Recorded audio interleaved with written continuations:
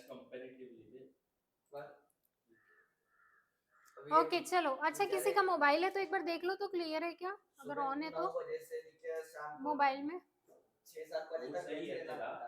पर as comparatively agriculture IT sector वाले को बहुत प्रॉब्लम होती बैठे बैठे नहीं, पर as comparatively agriculture sector से मैंने उस हिसाब से लिखा। नहीं पर चलो ऐसा नहीं है, पैसा डन कमाना है कोई भी चीज से डन ओके ओके चलो आ जाओ। 9th चैप्टर आपका इकोनॉमिक पॉलिसी ऑफ इंडिया, इसके बारे में हमने लास्ट चैप्टर में पढ़ा था क्या, थोड़ा सा इकोनॉमिक पॉलिसी के बारे में कुछ याद आ रहा है क्या?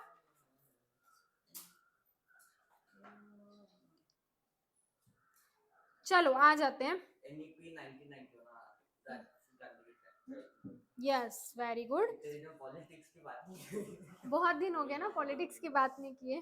जब से चलो रिजल्ट आया तब से ही बंद हो गई। चलो आ जाते हैं। कब आया 3 तारीख को आया हाँ और आज को थी 14। ऑलमोस्ट तुम लोग की बातें ही बंद हो गई है। सच चलो में बिल्कुल नहीं होती पॉलिटिक्स में।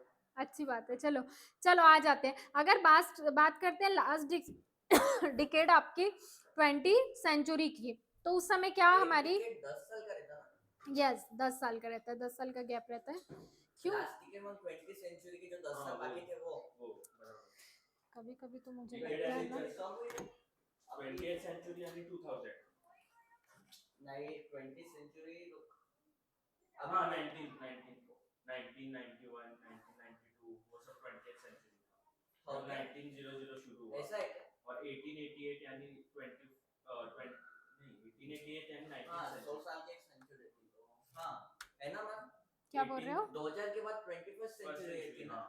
1990 वाला वो सारा 20th सेंचुरी और फिर यस चलो चल रहा है। 100 साल का मतलब ये अभी 2000 का है ना तो 2100 तक रहेगा वही 2099 फिर 2100 से 22nd सेंचुरी। पर जो लोग 1990s में हुए उनको 2 सेंचुरी देखने मिली, वही मैं भी वही सोचता हूँ। अपन तो क्या हमने भी वही 2 सेंचुरी देखी ऐसे, तो फिर चलो आ जाते हैं। तो ओके मरेंगे इसमें हुए और इसमें इसी में मरोगे, चलो आ जाते हैं। हम क्या चलो 20th सेंचुरी के लास्ट में हमारी जो इंडिया की इकोनॉमी थी, 20th century keep quite 20th century के लास्ट में हमारी जो इकोनॉमी है वो क्राइसिस फेस कर रही थी, किसके रिगार्डिंग? क्योंकि जस्ट हमने लास्ट लेक्चर में प्रीवियस लेक्चर में देखा था कि हमारी इकोनॉमी ने क्या करके रखा था, क्लोज्ड इकोनॉमी थी कि भाई हमें किसी से ज्यादा ट्रांजेक्शन नहीं करना है, बहुत सारे रिस्ट्रिक्शंस थे। तो इसी के अकॉर्डिंग 1991 के बाद ही आपका एलपीजी जो आया, तभी हमारी इकोनॉमी क्या होने लगी, ओपन होने लगी, राइट। तो उस समय हम क्राइसिस फेस कर रहे थे, किसके रिगार्डिंग?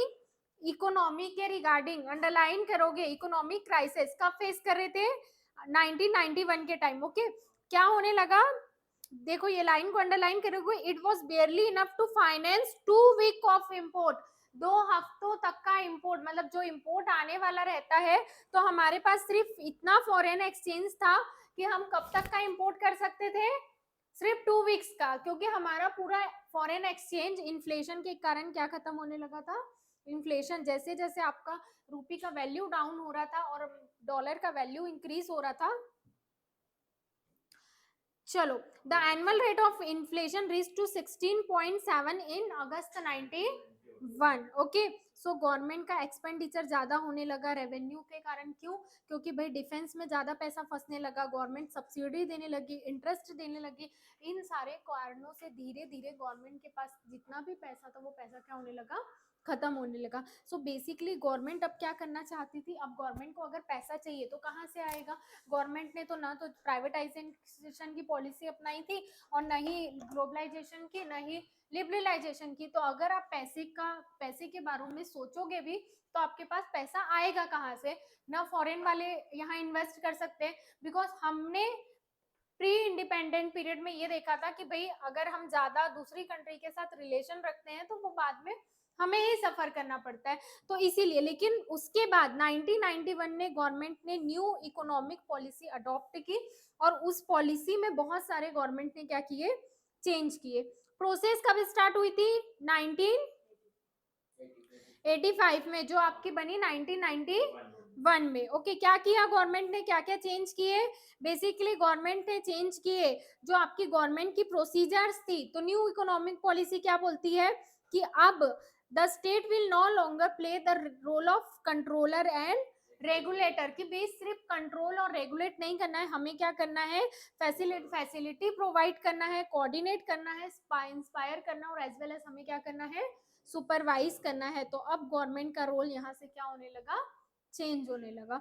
ओके, मेन ऑब्जेक्टिव क्या थे इस पॉलिसी के, अगर बात करते हैं पॉलिसीज के क्या क्या ऑब्जेक्टिव्स थे, तो पहला ऑब्जेक्टिव ये था कि देखो इसी में आपका ग्लोबलाइजेशन भी कवर हो रहा है, मतलब इंडियन इकोनॉमी अब क्या होना चाहती है, ग्लोबलाइज होना चाहती है। हम हमारी कंट्री के साथ साथ दूसरे कंट्री में भी क्या करना चाहते हैं, बिजनेस करना चाहते हैं। ओके, और बिजनेस करेंगे तो ही हमारे पास फॉरेन एक्सचेंज आएगा, फॉरेन एक्सचेंज आएगा तो ही हमारा इन्फ्लेशन जो है वो डाउन होगा, दैट मीन्स हमारे पैसे की वैल्यू, हमारे रुपए की वैल्यू इंक्रीज होगी। Okay, to correct disequilibrium in the balance of payment. Balance of payment क्या होता है, what is the balance of payment? Basically balance of payment जो आप अकाउंटिंग में एंट्री करते हो, डबल एंट्री सिस्टम फॉलो करके जो आप एंट्री करते हो ना, वैसे ही आपकी कंट्री मतलब इंडिया बाकी सारे देशों के साथ जितना भी उसका फाइनेंशियल ट्रांजेक्शन हो रहा है वो कंट्री रिकॉर्ड करके रखती है, किस फॉर्म में, डबल एंट्री सिस्टम के फॉर्म में। किस में रिकॉर्ड करती है, बैलेंस ऑफ पेमेंट। आप पढ़ोगे 12th में बीओपी, बैलेंस ऑफ पेमेंट, उसमें सारे ट्रांजेक्शन। बैलेंस ऑफ ट्रेड की बात करते हैं तो वो सारे जो गुड्स है, ओके, और बैलेंस ऑफ पेमेंट में सारे ट्रांजेक्शन, चाहे वो यूनिलेटरल हो, बैलेंस ऑफ ट्रेड हो, या फिर सर्विसेज का हो, या फॉरेन में कोई पर्सन रह रहा है, ओके, मेरा कोई रिलेटिव रह रहा है, वो मुझे हर महीने पेमेंट, हर महीने मुझे वो अपनी सैलरी में से दे रहा है, राइट, वो मुझे दे रहा है, मैं तो उसे रिटर्न में कुछ भी नहीं दे रही हूँ ना, तो वो कौन सा सिंगल ट्रांजेक्शन हुआ, यूनिलेटरल ट्रांजेक्शन हुआ, तो उस ट्रांजेक्शन, सारे ट्रांजेक्शन आपके बैलेंस ऑफ पेमेंट पे रिकॉर्ड होते हैं। तो उस ट्रांजेक्शन से आपको ये पता चलता है कि आपके इंडिया में कितना मनी आ रहा है और कितना मनी जा रहा है, इंपोर्ट और एक्सपोर्ट की पोजीशन आपको पता चलती है। तो ये इंपोर्ट एक्सपोर्ट बताता बैलेंस ऑफ पेमेंट। हाँ, बैलेंस ऑफ पेमेंट आपको इंपोर्ट और एक्सपोर्ट बताता है, गुड्स का, सर्विसेज का, कितने सिंगल ट्रांजेक्शन हो रहे हैं, कितना गिफ्ट जा रहा है, कितना डोनेशन जा रहा है, सारी चीजें आपको, हाँ, यस, हाँ, सब वो आपको बताएगा balance of payment. Okay, favour में रहेगा, सरप्लस रहेगा, दैट मीन्स आपका एक्सपोर्ट ज्यादा है। 3 पोजीशन होती है, एक आपका इक्वल, एक सरप्लस है, और दूसरा क्या होगा, डेफिशिएट होगा। तो सरप्लस मतलब ऑब्वियसली पैसा ज्यादा है, एक्सपोर्ट ज्यादा कर रहे हैं, और डेफिशिएट हो गया मतलब इंपोर्ट ज्यादा हो रहा है बट एक्सपोर्ट कम हो रहा है। ओके, तो बैलेंस ऑफ पेमेंट से हम किसी कंट्री की इकोनॉमी की क्या सिचुएशन है, क्या इकोनॉमिकल सिचुएशन है, उसका अंदाजा लगा सकते हैं। ओके, चाइना से इंपोर्ट ज्यादा है, एक्सपोर्ट कम है, बिल्कुल सही बात है, पर वो उसको मतलब ट्रेड सरप्लस फिर नेगेटिव में आ जाएगा। बिल्कुल उस सरप्लस नहीं, फिर आपका डेफिशिएट हो जाएगा। क्या बोल रहे हो? सरप्लस है ना, वो नेगेटिव में भी आता है, पॉजिटिव में भी आता है। जब हम मतलब हमें हिस्ट्री में था, जब ज्यादा एक्सपोर्ट करते और कम हाँ। इंपोर्ट करते तो ट्रेड सरप्लस तो पॉजिटिव वो आप सरप्लस नहीं बोल सकते, वो आपका बैलेंस ऑफ ट्रेड होता है। बैलेंस ऑफ पेमेंट अगर मैं बात करती हूँ, देखो ये बैलेंस ऑफ पेमेंट, अगर मैंने लिखा balance of payment, that means ये एक बड़ा कंसेप्ट है, ये एक बड़ा कंसेप्ट है। और आप जो बोल रहे हो उसे क्या बोलेंगे, जिसमें हम सिर्फ गुड्स की बात करते हैं, जो टेंजिबल गुड्स है, तो वो बैलेंस ऑफ ट्रेड। हाँ, तो नेगेटिव, अगर नेगेटिव बोलोगे तो वहां पे सरप्लस वर्ड यूज नहीं कर सकते हो आप, ठीक है, क्योंकि सरप्लस मतलब क्या होगा, ज्यादा। ओके, चलो आगे आ जाते हैं। हमको मतलब पॉलिटिक्स का था हमें एक चैप्टर का चलो, पार्टीज वगैरह का सबसे आपकी कंट्री में कितनी इकोनॉमिक ग्रोथ हो रही है, ये आपको कैसे पता चलेगा? अगर आपको ग्रोथ एक्वायर करना है तो आप अपने डोमेस्टिक बिजनेस में रह के ग्रोथ एक्वायर कर सकते हो क्या? नहीं, आपको बाहर के जो भी कंट्री है उनके साथ भी आपको रिलेशन बनाने पड़ेंगे, उनके साथ भी आपको रिलेशन इंप्रूव करने पड़ेंगे। ओके, तभी वहां की टेक्नोलॉजी आपके पास आने वाली है। To build sufficient foreign exchange reserve. Foreign exchange reserve क्या होता है बताओ तो, what is a foreign exchange reserve? जो अपन रिजर्व बनाते हैं फॉरेन की करेंसी का एक्सचेंज। हाँ, रिजर्व, उसी के थ्रू तो हम हमारा बिजनेस चला रहे हैं ना। बिजनेस किसका? इंपोर्ट और एक्सपोर्ट का। तो उसके लिए सफिशिएंट रिजर्व बनाने के लिए, देखा ना हमने, यहाँ पे हमारा रिजर्व पूरा खाली हो गया था, सिर्फ 2 हफ्ते का बचा था। तो वो आपको इम्प्रूव करने के लिए किसकी जरूरत थी, न्यू इकोनॉमिक पॉलिसी में ग्लोबलाइज करने की जरूरत थी। ओके तो आपके, हाँ बोलो। ये नहीं आती थी तो अपन पाकिस्तान जैसे रहते थे क्या? हाँ बिल्कुल, अगर आप किसी कंट्री के साथ, क्योंकि मतलब जॉब्स बेसिकली, के कहीं था तो हाँ नहीं वो सारी चीजें वो मतलब आपको बताना चाह रहे हैं कि इट वाज बेयरली कि बस हमारे पास इतना ही फंड था, इतना आपका इकोनॉमिक लोग मरते थे क्राइसिस। सीधा, भूखमरी से। बिल्कुल मरते थे, गवर्नमेंट कुछ नहीं कर पाएगी तो क्या करेंगे। चलो और आ बहुत जाते जरूरी हैं, था ये लाना।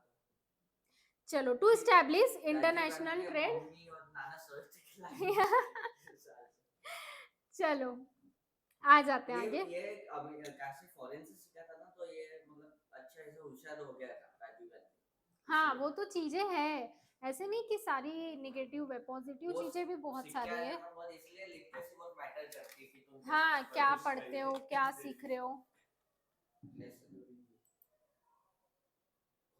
कहाँ से हार्वर्ड हार्वर्ड हार्वर्ड हार्वर्ड चलो आगे आ जाते हैं। कैम्ब्रिज अगर आप इंटरनेशनल ट्रेड करते हो तो अगर आप क्या कर रहे हो, अगर आपकी न्यू इकोनॉमिक पॉलिसी है तो फ्री फ्लो ऑफ गुड्स मतलब क्या होगा कि भाई अगर आपका गुड्स का एक्सपोर्ट और इंपोर्ट हो रहा है तो उसमें कम से कम क्या लगने वाले हैं, कम से कम कस्टम ड्यूटी, कम से कम सरचार्ज लगेंगे, कम से कम टैरिफ लगेंगे। ओके तो आपका जो फ्लो है जो भी गुड्स एंड सर्विसेज का एज वेल एज ह्यूमन का, टेक्नोलॉजी का, वो फ्री वे में होगा। दैट मीन्स ग्लोबल वे में। Don't talk. कैम्ब्रिज में ही है।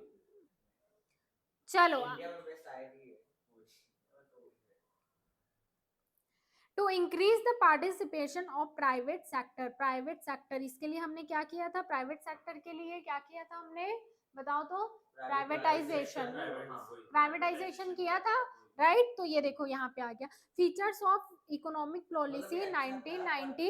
ज्यादा भी नहीं कि जैसे डिफेंस वाले को कर रहे थे। हाँ वो सारी चीजें, इसीलिए ये सारी चीजें सोच के, बिकॉज अगर सारा ही हमने प्राइवेटाइज कर दिया एयरपोर्ट वगैरह करना उससे तो नुकसान है ना। उससे नुकसान है, क्योंकि अगर गवर्नमेंट सारा कुछ ही प्राइवेटाइज कर देगी तो फिर मतलब जो एसेंशियल्स है, जो बेसिक है, वो गवर्नमेंट प्राइवेटाइज सर्विस अच्छी मिलेगी नहीं कर पर चार्जेस वो अपनी मोनोपोली करेंगे। मोनोपोली क्रिएट करेंगे। अभी जो भी डुओपोली है मार्केट में, जैसे उबर ओला हो गया, स्विगी जोमेटो, ये मनमानी बस बस Amazon, बस, फ्लिपकार्ट, हाँ क्योंकि दो की ही चल रही है ना, ये बस। बहुत सारे इसमें सिर्फ दो है और बहुत मनमानी करते हैं क्योंकि कॉम्पिटिटर इनको है ही नहीं ज्यादा, एक दूसरे के साथ हाथ मिला लेते अपना कर और अपना बिजनेस चलाते रहते हैं। चलो आ जाते हैं फीचर्स ऑफ इकोनॉमिक पॉलिसी 1991 की अगर बात करते हैं तो पहला है हमने क्या किया, डी लाइसेंसिंग। इसके ये हमने किसके अंतर्गत किया था, किसके अंडर किया था, लिबरलाइजेशन के अंदर। दैट मीन्स जो आपकी गवर्नमेंट में हर जगह गवर्नमेंट रिक्वायरमेंट रहती है लाइसेंस के लिए, वो बिजनेस एक्टिविटी चाहे बिजनेस चलाने के लिए, तो हमने जो लाइसेंस मतलब लाइसेंस लेना और उसके अपोजिट अगर हम कर रहे हैं मतलब आपको लाइसेंस लेने की जरूरत नहीं है, दैट मीन्स डी लाइसेंसिंग। तो जो बहुत ज्यादा ऑल इंडस्ट्री 18 इंडस्ट्री को छोड़ के गवर्नमेंट ने सबको लाइसेंस फ्री अनाउंस कर दिया कि भाई आप ये सारी बिजनेस कर सकते हो, कोई रिस्ट्रिक्शंस नहीं है। 18 इंडस्ट्री मतलब जिसके लिए कंपलसरी है वो सारी इंडस्ट्री, जो अगर आपकी होता है ना, जैसे अगर वाइन से रिलेटेड है, बियर से रिलेटेड है, ड्रिंक से रिलेटेड है, अल्कोहल है, ओके उसके बाद अगर कुछ कंस्ट्रक्शन है, तो ऐसे कुछ मेडिसिन है, बिल्कुल मेडिसिन है। तो जो इस इन्होंने मेंशन नहीं किया है, बट वो सारे सेक्टर्स जो मोस्ट इम्पोर्टेंट है यहाँ, उसको गवर्नमेंट ने 18 के अंदर रखा, बाकी सबको फ्री लाइसेंस, भाई आपको लाइसेंस लेने की जरूरत नहीं है। लाइसेंस लगता तुमको होटल खोलना है या कुछ प्रोडक्ट खोलना है, हाँ चलो तुम कर नहीं सकते हैं, लेकिन पहले कैसे हर छोटी छोटी चीज के लिए अगर आपको लाइसेंस ये सारे, तो उससे क्या होता है बहुत ज्यादा रिस्ट्रिक्टेड पॉलिसी क्रिएट होती है और कोई भी अपना बिजनेस नहीं कर पाता है सही तरीके से। चलो ज्यादा भी इंटरवेंशन नहीं चाहिए ना, हाँ और कम भी नहीं चाहिए, लिमिट। अगर गवर्नमेंट बिल्कुल भी नहीं देखेगी तो बहुत ज्यादा जो गरीब है उनको कुछ भी फैसिलिटी नहीं मिलेगी, और जिनके पास ज्यादा पैसा है वो मार्केट में जाओ लेके आ जाओ, तो वो भी चीज गलत है। और गवर्नमेंट का जरूरत से ज्यादा रिस्ट्रिक्ट होना भी गलत है, दोनों ही चीज गलत है। ऐसा था कि मतलब मार्क्सिस्ट इकोनॉमी थी, तो उसमें जो बहुत पैसा कमाते उससे पैसा लेके गरीबों को देते थे, तो अमीर लोग फिर कमाने ही कम कर दिए। हाँ ये भी बात सही है ना कि भाई हम कमा रहे और दूसरे को फायदा मिल रहा है। सब ये सब स्टाइलिंग की वजह से हुआ है। स्टालिन अगर वो ये सब नहीं लाता ना, चलो अभी आ जाते हैं। जो टॉप अपने लोग हैं, जो रिचेस्ट लोग हैं, कुछ तो भी 600-700, वो इतना कमाते हैं इंडिया में, मतलब 40-50% वही कमाते हैं। हाँ। वो जीएसटी 5-6% ही देते हैं, और अपन जो मिडिल क्लास है वो निके 30% तक ही कमाते हैं, और वो जीएसटी जीएसटी 50-60% देते हैं। 50, बस वही। 50-60% अपन सबसे जीएसटी भरते हैं। चलो आ जाते हैं आगे। GST में चलो, एज पर the department of industrial policy and promotion, government ने क्या क्या बोला? Only the following 4 industry require compulsory licensing: electronic, aerospace, defence, defence को तो बिल्कुल रखा ही है, इंडस्ट्रियल, एक्सप्लोजिव, और जो आपके केमिकल है, ड्रग्स है, देखो यहाँ पे मेडिकल वाले है गया, फार्मास्यूटिकल, और आपके जो सिगरेट है, दैट मीन सिगरेट मतलब सिर्फ सिगरेट नहीं, सिगरेट के साथ साथ जो आपका अल्कोहल है, ये सारे आपको क्या करना है? लाइसेंस कंपलसरी लाइसेंस है। बाकी आप जो भी कर रहे हो उसके लिए आपको लाइसेंस की जरूरत नहीं है। तो ये हुआ आपका किसके अंडर? लिबरलाइजेशन के अंदर, कि भाई आपको इकोनॉमी को क्या करना है? लिबरल करना है। ओके, लिबरल मतलब बढ़ाना, लिबरल करना मतलब कंट्रोल से ये बेसिकली लिबरल करना मतलब फ्रीडम प्रोवाइड करना, आप अपने तरीके से बिजनेस कर सको। चलो, abolition of MRTP and Act, yes, monopoly and restrictive trade practice, basically आपका एक्ट किसके लिए था, क्यों उन्होंने किया? इसके अगेंस्ट उन्होंने लाया कंपटीशन एक्ट 2002। आगे बढ़ेंगे, अगर आपके में होगा तो, आई थिंक नहीं है, पर according to the MRTP act is was compulsory कि जो आपके लार्ज इंडस्ट्रियल हाउस है उन्हें किसका अप्रूवल लेना है? सेंट्रल गवर्नमेंट का अप्रूवल लेना है। किस चीज के लिए? अंडरलाइन करोगे, अगर वो स्टैब्लिश हो रही है, एक्सपेंशन कर रही है, या फिर किसी के साथ मर्ज हो रही है, तो इससे क्या होता था, अगर आपको परमिशन लेनी है तो फिर धीरे धीरे वो प्रोसेस स्लो होते जाती है। ओके, गवर्नमेंट की परमिशन में ही हम लटके पड़े हैं 1 साल तक, तो इसीलिए उन्होंने MRTP एक्ट को क्या कर दिया? खत्म कर दिया। ओके, इसके अगेंस्ट में उन्होंने एक्ट लाया, competition act 2002। Encouragement to small चलो, encouragement to small sector, yes, इसके रिगार्डिंग तो हमने बहुत पढ़ा है ओसीएम में। जो आपके छोटे छोटे स्मॉल स्केल इंडस्ट्रीज है, स्मॉल स्केल बिजनेसमैन है, एग्रीकल्चर है, फार्मर्स है, तो अब धीरे धीरे उन्हें भी फाइनेंस देके उनके लिए भी अलग से एक बैंक बनने लगी, कोऑपरेटिव बैंक बनने लगी, कि भाई जो स्पेसिफिक ऐसे लोगों को ही फाइनेंस प्रोवाइड करे, तो जिससे उनका भी बिजनेस इंक्रीज हो। देखो तो it's investment limit increase 1 lakh से कितनी इंक्रीज हो गई? 5 करोड़। अब आप स्मॉल सेक्टर में 5 करोड़ तक का इन्वेस्टमेंट कर सकते हो। ओके, तो हाँ बोलो। इससे फायदा ये मिलता है, जैसे पहले अगर स्मॉल स्केल में सिर्फ 1 CR तक की इंडस्ट्री को हम अलाउ कर रहे हैं, ठीक है, तो 1 CR, तो धीरे धीरे अगर आपको आपका बिजनेस बढ़ाना है तो आपको लिमिट भी तो इंक्रीज करनी होगी ना, और वो लिमिट तो 5 करोड़ की सारी इंडस्ट्री स्मॉल स्केल में आ रही है, that means small scale industry के लिए जो बेनिफिट थे अब वो 5 करोड़ वालों को भी मिल रहे हैं। ओके, जो कमा रही है कि जो सेल्स कर रही है, जो आपका जिसका बेसिकली टर्नओवर है 5 करोड़ तक का। ओके, कमाना चलो, increasing foreign investment, yes, foreign investment को इंक्रेज करना किसके थ्रू? ग्लोबलाइजेशन के थ्रू। अगर हम ग्लोबलाइजेशन कर रहे हैं, हमारा इंपोर्ट एक्सपोर्ट हो रहा है, तो फॉरेन इन्वेस्टमेंट के साथ साथ हमारे पास फॉरेन एक्सचेंज भी आने वाला है। ओके, इंडस्ट्रियल पॉलिसी 1991 ने आपकी ये बोला, फॉरेन डायरेक्ट इन्वेस्टमेंट, एक होता है आपका फॉरेन डायरेक्ट इन्वेस्टमेंट और एक होता है आपका फॉरेन पार्शली इन्वेस्टमेंट। या क्या होता है फॉरेन डायरेक्ट इन्वेस्टमेंट? बताओ तो, कहीं सुना है क्या आप लोगों ने फॉरेन डायरेक्ट इन्वेस्टमेंट? यस, बताओ। फॉरेन कंट्रीज रहते हैं वो अपने प्रोडक्ट पे इन्वेस्ट करना चाहते हैं। हाँ, फॉरेन कंपनी कैसे इन्वेस्ट करेगी? अपने मतलब कंट्री में डायरेक्टली इन्वेस्ट करती है, वो कंपनी वहाँ पे कुछ डाल के उनका सेटअप करके। ओके, और फॉरेन पोर्टफोलियो इन्वेस्टमेंट क्या होगा? जो पार्शली अपने कंपनी के शेयर्स वगैरह खरीद के। Very good. Foreign direct investment मतलब आपकी फॉरेन की कंपनी आके आपकी यहाँ पे कोई बिजनेस में डेवलप कर रही है, एक्सपेंशन कर रही है, डायरेक्ट इन्वेस्टमेंट कर रही है, डायरेक्ट पैसा लगा रही है। पोर्टफोलियो के थ्रू पैसा लगा रही है, दैट मीन्स इनडायरेक्टली शेयर्स के थ्रू, डिबेंचर्स के थ्रू, स्टॉक मार्केट के थ्रू, वहां कंपनी के शेयर्स परचेज। डायरेक्ट इन्वेस्टमेंट में, हाँ बोलो। डिबेंचर्स और बॉन्ड्स में डिफरेंस क्या रहता है? डिबेंचर्स आपके लॉन्ग टर्म के लिए होते हैं, 15 इयर्स, 10 इयर्स। ओके, और बॉन्ड शॉर्ट टर्म के लिए नहीं होते, 5 to 10 इयर्स। लेकिन बेसिकली डिबेंचर्स के अलग अलग टाइप्स है। 8 से 10 टाइप्स है, रिडीमेबल, इनरिडीमेबल। आप डिबेंचर्स को इक्विटी शेयर्स में कन्वर्ट कर सकते हो, ये सारी चीजें डिबेंचर्स में होती है। बॉन्ड मतलब कि भाई आपको एक अमाउंट है, आपने जो दी है किसी को, आपको वो इंटरेस्ट सहित 5 से 4 साल बाद जितना भी टाइम है वो उसमें आपको मिल जाएगी। उसमें आपको बाकी सारी चीजें नहीं है, आप कन्वर्ट कर सकते हो, ओके, ये सारी चीजें आपको नहीं है। ये बॉन्ड्स भी आपका बोरोइंग कैपिटल के लिए ही है, डिबेंचर भी, अगर आप कोई आपका दोनों ही क्रेडिटर होंगे, किसी को ओनरशिप नहीं मिलने वाली है। हमको इकोनॉमी ऑफ महाराष्ट्र में 3 पेज का आंसर लिखना है, मेरे सर ने लिखा है, 15 मार्क के लिए आएगा। और भाई सब इतना 15 मार्क फालतू, के लिए भी दे रहे हैं। महाराष्ट्र की क्रिकेट टीम है, महाराष्ट्र से क्रिकेट के प्लेयर है, महाराष्ट्र में बॉलीवुड के एक्टर रहते हैं, महाराष्ट्र की बेस्ट सिटी पुणे है, सब इकोनॉमी ऑफ महाराष्ट्र। महाराष्ट्र की बहुत सिंपल अच्छा। इकोनॉमी नहीं, इकोनॉमी के विपरीत भी इतना फालतू का। हाँ, फिर बेस्ट सिंगर कौन कौन है महाराष्ट्र में, सब लिखा है इकोनॉमी। सचिन क्रिकेटर्स, मतलब ये इकोनॉमी ऑफ महाराष्ट्र में कैसे आ गया विराट कोहली?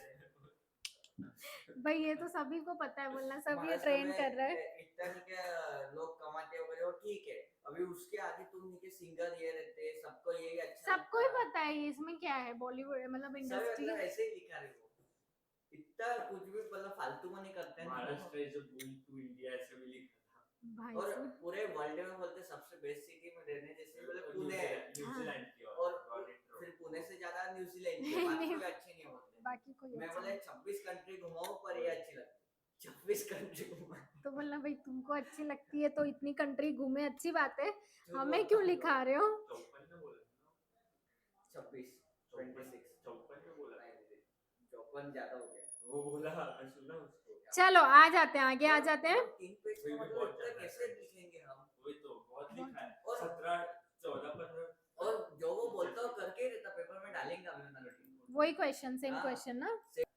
चलो तो ये हम फॉरेन डायरेक्ट इन्वेस्टमेंट की बात की, ऐसे ही आप पोर्टफोलियो के थ्रू भी इन्वेस्ट कर सकते हो।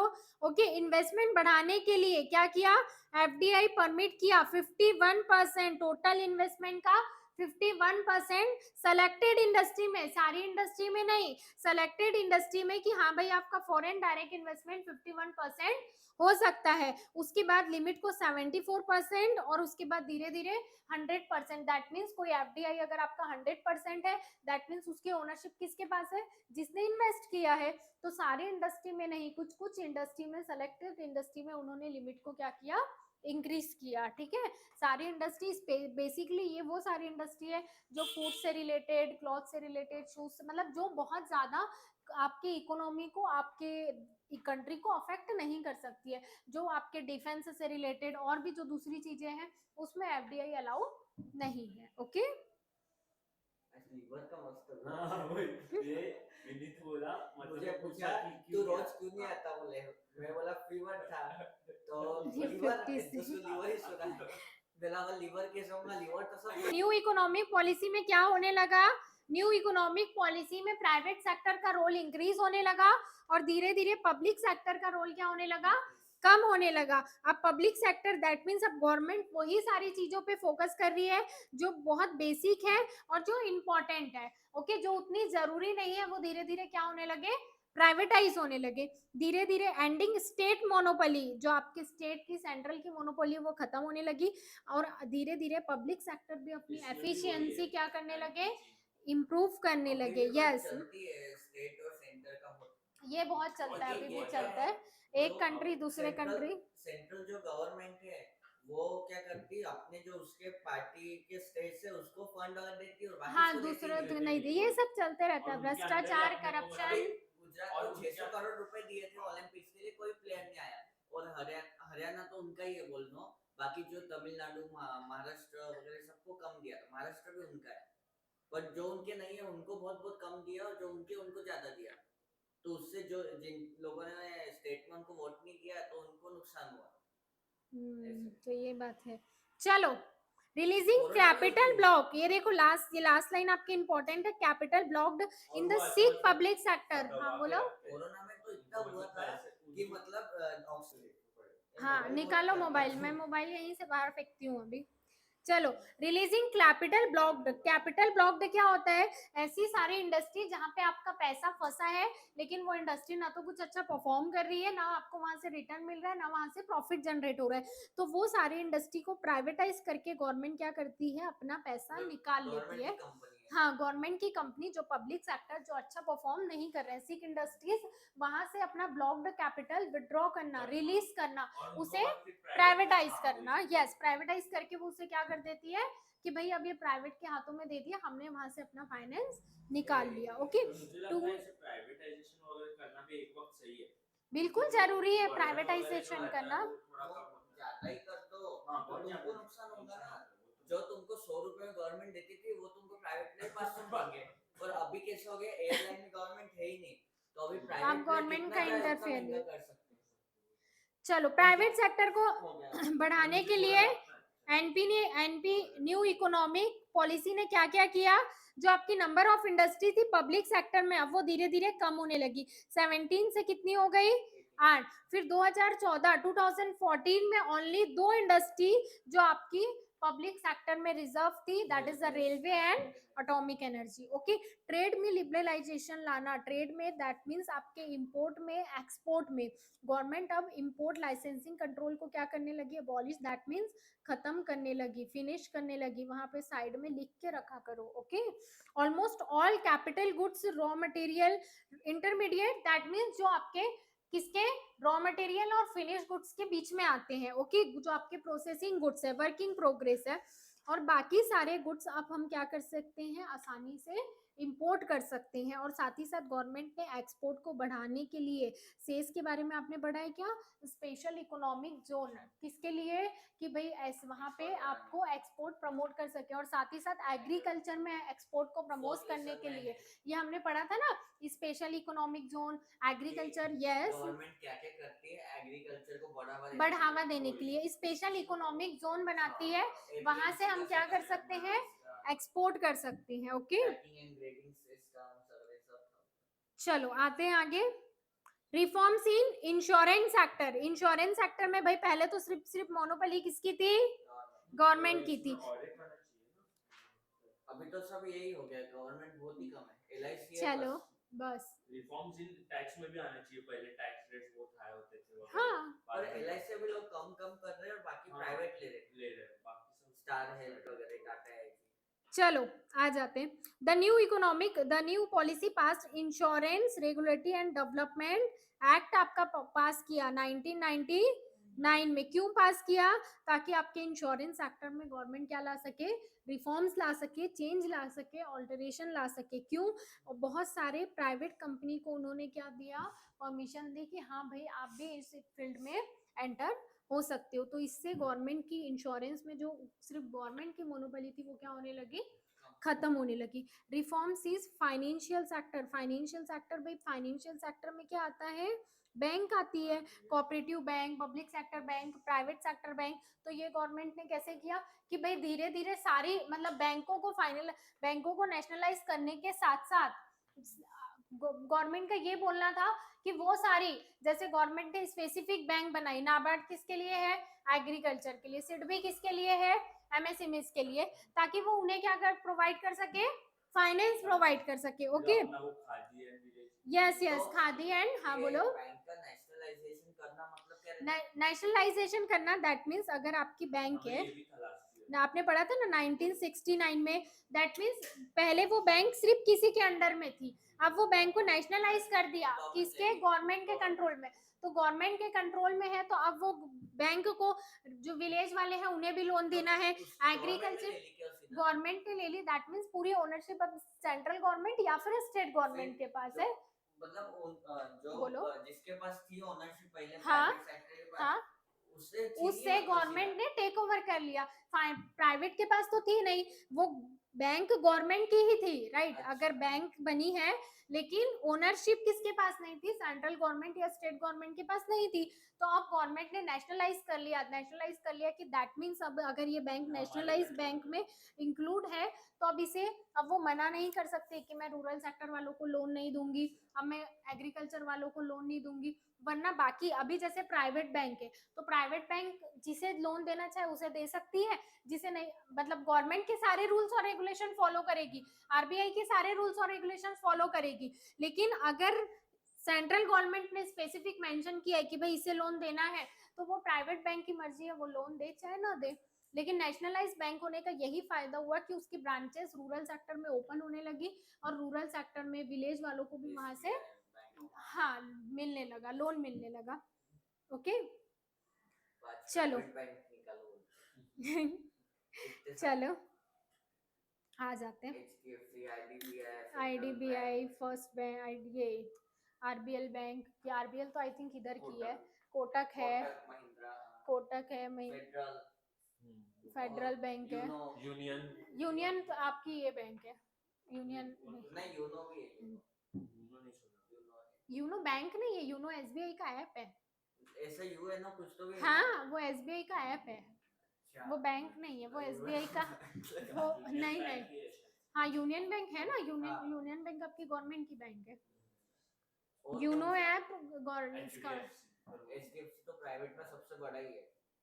अब भी बीच में अभी जस्ट हमने पढ़ा था ना, यूनियन बैंक है ना, ऐसे ही लोगो रहता है ना उसका। हाँ यूनियन हाँ तो वो यूनियन बैंक का कुछ तो 108वां एनिवर्सरी थी, तो 108 का तो उसमें ये जो मतलब मेरे घर के पास ही जो दैनिक मंगल कार्यालय है उसमें प्रोग्राम था, सब उनके स्टाफ वगैरह सब मेंबर्स वगैरह ऐसा कुछ तो भी था, मतलब मीटिंग वगैरह सब ऐसा डिस्को गए, तो शंकर महादेव को बुलाए थे। क्या बात कर रहे हैं? शंकर महादेव बनाए थे, हाँ भाई साहब, लाइव गाना गा रहे थे शंकर महादेव। हाँ क्या यूट्यूब पे लाइव भी था उनके यूट्यूब चैनल पर वो सबको एंट्री नहीं दे रहे थे, सबका आईडी कार्ड दिख रहे थे और फिर नहीं तो पूरा गांव जमा सब वहीं जमा हो जाते। इतने बड़े स्टार है शंकर महादेव। वही तो, अरे उनकी हिस्ट्री बहुत मस्त है।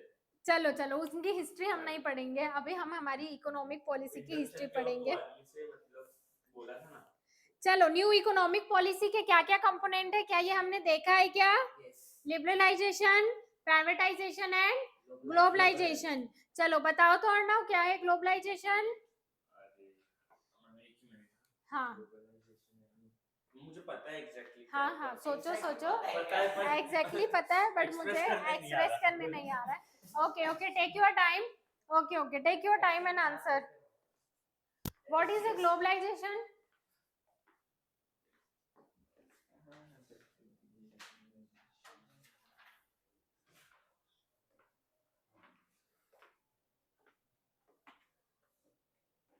आज से यही होगा क्या ग्लोबलाइजेशन? क्या एक बार ये खत्म हो जाएगा ना फिर एक एक चैप्टर फिनिश होते जाएगा। यानी इकोनॉमिक में कुछ तो अच्छे चेंजेस परफॉर्म करने के लिए ये प्रोवाइड करते हैं। क्या प्रोवाइड करते हैं? मतलब न्यू इकोनॉमिक पॉलिसी वगैरह बनाया। गलत, ये 3 शब्दों का मतलब तुम लोग को पता होना चाहिए, वरना आज 9 बजे तक यहीं बैठे रहोगे, मैं घर चले जाऊंगी तुम लोग यहीं रहोगे, इसीलिए बोलती हूँ ध्यान से सुना करो। What is a globalisation? Globalisation मतलब जिसमें वर्ल्ड में हम फ्री फ्लो ऑफ इकोनॉमी करते हैं, हाँ? मतलब वो फ्री बाउंड्री है, देश के बीच में का संबंध है, एक दूसरे के गुड्स एक्सचेंज करना, ट्रेड करना एक दूसरे के बीच। ओके चलो बताओ गायत्री क्या है globalisation? What is the globalization? Integrating the economy of borderless। Integrate करना दैट मीन्स जोड़ना अपनी इकोनॉमी को वर्ल्ड की इकोनॉमी के साथ। कैसे जोड़ेंगे? धागा बांध के कैसे जोड़ेंगे? हाँ उनके साथ रिलेशन अच्छे बना के, एक्सपोर्ट इंपोर्ट की पॉलिसी को इजी करके। बताओ क्या है ग्लोबलाइजेशन? एग्जांपल दो गायत्री, क्या है ग्लोबलाइजेशन? क्या है ग्लोबलाइजेशन बताओ। नहीं आ रही क्या सर? कल पता नहीं मुझे, आपको आई थिंक हाँ इन्हें पता होगा, पूछ लेना एक बार। बताओ क्या है ग्लोबलाइजेशन? सूरज के तो हाल बेहाल होने वाले, लेक्चर अटेंड करना नहीं है, कॉलेज जाना नहीं है। वो ऑनलाइन कर रहा होगा ना?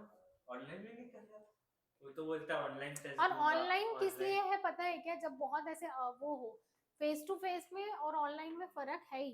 वो तो मैंने भी एक्सपीरियंस। हाँ वो पर मैं कभी तो बाहर जाता नहीं, वो तो ऑप्शन नहीं है ना, तो वो ऑनलाइन किस लिए है? देखो अगर बाहर जा रहे हो तो अगर ऑनलाइन नहीं रहता तो आपका लेक्चर मिस ही होता, या मैं आपको बाद में एक्सप्लेन करती शॉर्ट में, राइट? तो अब आप बाहर हो, आपके पास मोबाइल है, तो कम से कम आप सुन सकते हो, राइट, तो उसके लिए वो ओके है। लेकिन सिर्फ और सिर्फ कि चलो भाई मतलब कुछ ही नहीं है उसके बाद भी आप मिस कर रहे हो, तो वो क्या होता है कंटिन्यू, और कैसे एक दिन ऑनलाइन किया फिर दूसरे दिन वही कंटिन्यूशन में हमने आगे का पढ़ लिया, तो वो रिकॉल हो जाता है कि हाँ भाई कल ये सुना था, तो वो रिकॉल हो जाता है। लेकिन कंटिन्यू मिस करने में फिर क्या होता है, आपका कुछ भी बेस कवर नहीं हो पाता है। चलो बताओ क्या है एग्जाम्पल, बताओ बताओ क्या होगा, कैसे करोगे ग्लोबलाइज?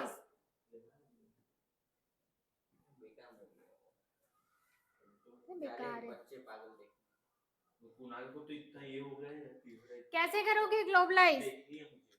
प्राइवेटाइज कैसे करोगे? What is privatisation? Don't discuss about the movies. ये कि कल मैं इतना गारंटी आ रही हूँ, मूवी को यही देखने जा रहा मतलब अरे जान मुझे इसको देखना है क्या हुआ उसमें एग्जैक्टली है कि वो देखना मतलब तो वो तो बाद में टीवी पे आएगी जब भी देख लेना। तुम लोगों को और फिर खुद ही देखने हाँ जाना। ये बात तो है। प्राइवेटाइज क्या होगा, कैसे करोगे प्राइवेटाइज?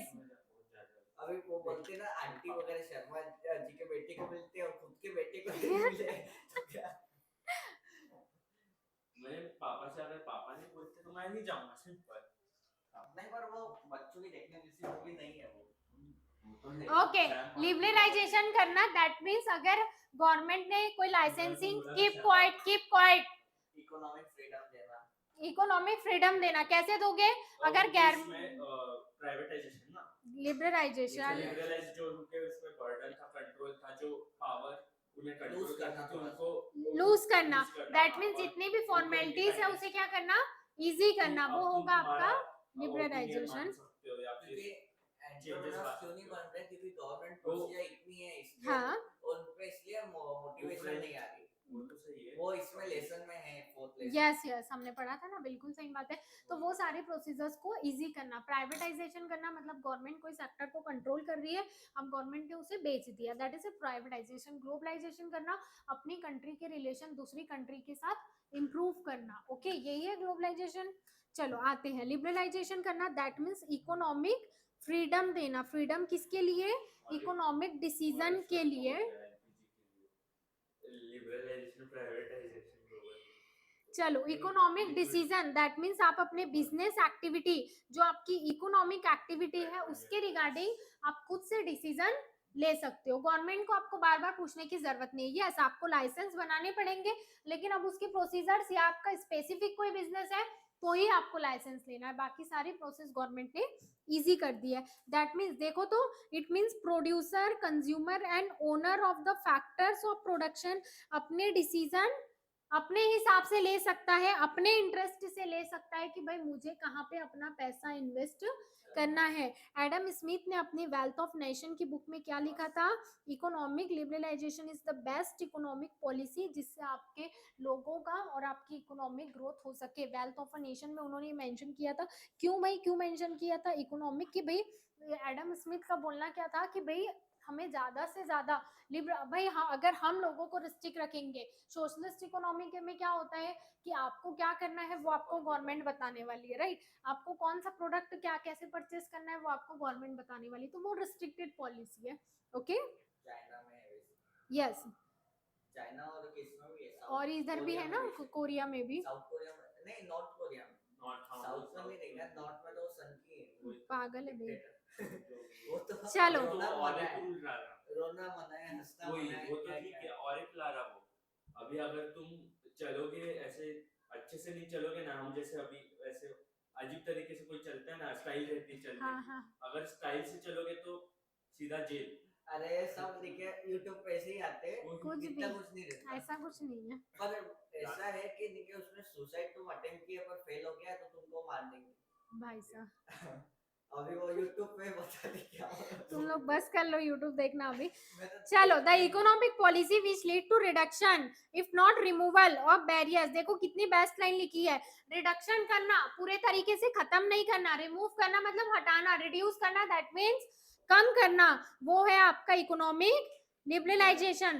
फ्री तरीके से फ्री वे में आप कंपटीशन कर सको, वो है आपका लिबरलाइजेशन। क्या क्या किया गवर्नमेंट ने लिबरलाइजेशन के लिए? इंटरेस्ट रेट को फ्लेक्सिबल किया, दैट मीन्स कम किया कि भाई अब आप मार्केट में डिमांड और सप्लाई के अकॉर्डिंग आपको जहां से लगता है आप वहां से इंटरेस्ट, आप वहां से फाइनेंस, आप वहां से कैपिटल ले सकते हो अपने इंटरेस्ट के लिए। इंटरेस्ट रेट को फ्लेक्सिबल करना, दैट मीन्स जितनी मार्केट में डिमांड है और जितनी पैसे की सप्लाई हो रही है उसके अकॉर्डिंग अब इंटरेस्ट रेट डिसाइड होने लगा। Okay, freedom of expansion of business, government क्या करने लगी कि भाई यहाँ आपको बिजनेस बढ़ाना है, आपको इंडस्ट्री बनाना है, तो उसके लिए हम आपको फंड भी प्रोवाइड करेंगे। ओके, न्यू इंडस्ट्रियल पॉलिसी में गवर्नमेंट क्या करने लगी, free to diversify their production capacity, उनके प्रोडक्शन कैपेसिटी को बढ़ाने के लिए, और जो उनका सीओपी है, कॉस्ट ऑफ प्रोडक्शन है, वो कम से कम आए। पहले गवर्नमेंट क्या करती थी कि भाई मैक्सिमम प्रोडक्शन लिमिट इतनी है, आपको इतना प्रोड्यूस करना है। अब गवर्नमेंट क्या करने लगी कि भाई आपके ऊपर कोई लिमिट नहीं है, free to decide their own production limit. Okay, on the basic of market requirement, market में जितनी डिमांड, अगर मार्केट में डिमांड ज्यादा रहेगी तो कंज्यूमर ज्यादा प्रोड्यूस करेगा। ओके, और अगर प्रोड्यूसर अगर मार्केट में डिमांड कम है तो प्रोड्यूसर को अपना घाटा तो कराना नहीं है, उसे अपना माल वेस्ट तो कराना नहीं है, तो उसके अकॉर्डिंग कम प्रोडक्शन करेगा। तो अब गवर्नमेंट रिसाइकल क्यों करेंगे भाई, जो अच्छे सामान है उसको रिसाइकल अच्छे सामान नहीं जो वेस्ट में हो रहे हैं। यहाँ पे लाइन क्या है, यहाँ की लाइन समझो कि प्रोडक्शन की लिमिट अगर 10,000, अगर आपकी लिमिट गवर्नमेंट ने पहले 10,000 डिसाइड की है, तो अब आपके ऊपर कोई लिमिट नहीं है, आप 10,000, अगर मार्केट में जरूरत है तो आप 12,000 टन भी प्रोड्यूस कर सकते हो, आपकी इच्छा नहीं है, आपको घाटा हो रहा है तो आप 5,000 टन भी प्रोड्यूस कर सकते हो। अब गवर्नमेंट का कोई रिस्ट्रिक्शन नहीं है। ओके, थोड़ा रिसाइकल करूंगी तुम्हारे कपड़े बने नए अरे वैसा नहीं बोल रहा था, मुझे लगा कभी कभी ना तुम लोग एकदम भयानक थोड़ा तरीके से, अजीब लग रहा अजीब नहीं, अच्छा चैप्टर है ये बहुत। नेशनल अच्छा है। ये नेशनल पॉलिसी आपको काम, मतलब ये पॉलिसी आई है तभी आप लोग आज ऐसे जी पा रहे हो, बहुत अच्छी चीजें आप इंपोर्ट कर पा रहे हो, एक्सपोर्ट कर पा रहे हो, वरना बोरिंग, क्योंकि आपको इकोनॉमी में इंटरेस्ट नहीं आ रहा इसीलिए। अभी बोलो राजीव गांधी आपको प्रणाम। ये आपने क्यों किया है, आपको आपके से हुए तब पढ़ना भाई मैं सोची आप लोग बोलोगे प्रणाम कि आपकी वजह से हम थोड़ा सा इंपोर्ट एक्सपोर्ट में अभी क्या है, आपको जो इंपोर्ट करना आप इंपोर्ट कर सकते हो, मतलब ज्यादा कुछ रिस्ट्रिक्शन नहीं है। आजकल कोई ऐसे मीम आते हैं, लोग बोलते हैं चलो अच्छा ठीक है, बच्चे को टेस्ट में अच्छे मार्क नहीं मिले और मम्मी को बोलता मम्मी नेहरू के ऐसे अच्छे मार्क नहीं मिले, नेहरू ने ऐसे पेपर बनाया ये बहुत नेहरू को ब्लेम करते हैं ना लोग। ओके अच्छा ठीक है, चलो पहले आज आप लोगों ने कितना समझा, चलो नोटबुक निकालो तो ठीक है, इंटरेस्टिंग बना, लिखने का नहीं, तब तो मुझे समझ में आएगा ना, बैठे बैठे, हाँ ठीक है बोल के बताना, बट जो बोलूंगी वो लिखना। निकालो नोटबुक, एक आधा क्वेश्चन तो लिखवाऊंगी आपसे, चलो निकालो तो notebook, open your notebook fast. 3 chapter लिखना है वो लिख लेना, क्या दिक्कत है। आंसर होता तो मेरे का क्या रोहित शर्मा वगैरह क्या डाला, अरे वाले कुछ नहीं है, तूने लिखा हुआ मैंने लिखा है। चलो फिर आगे का नेक्स्ट लेक्चर में स्टार्ट करते हैं। अब ये आधे लोग पेज का लिखा मैंने।